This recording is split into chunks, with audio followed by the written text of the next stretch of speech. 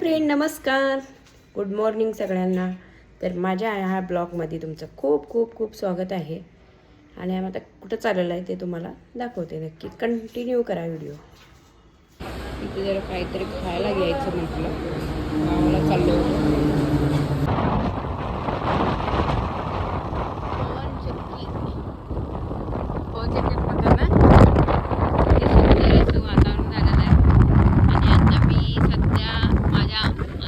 आलेला आहे.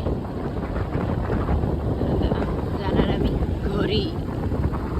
मस्त वाटते ना, गावाकडचं वातावरणच भारी असतं. काय पण म्हणा. तिथून बाहेर पडल्यानंतर एवढ्यातच पाऊस आला आणि राप राप राप राप राप पाऊस चालू केलं रे बाबा. आता कसं जायचं? ही आहे कारंज्याची नदी. बघा पाणी कसं उसळा लागलं. कसलं स्पीड आहे ना पाण्याला.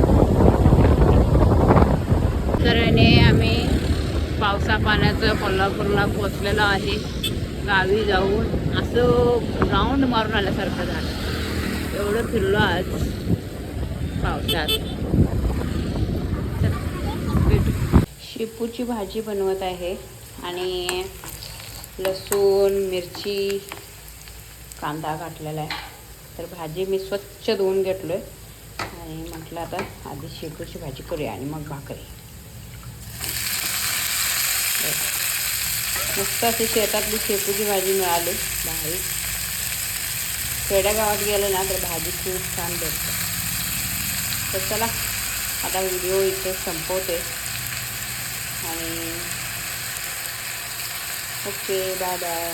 आवडलं तर नक्की लाईक आणि शेअर करा, सबस्क्राईब करा.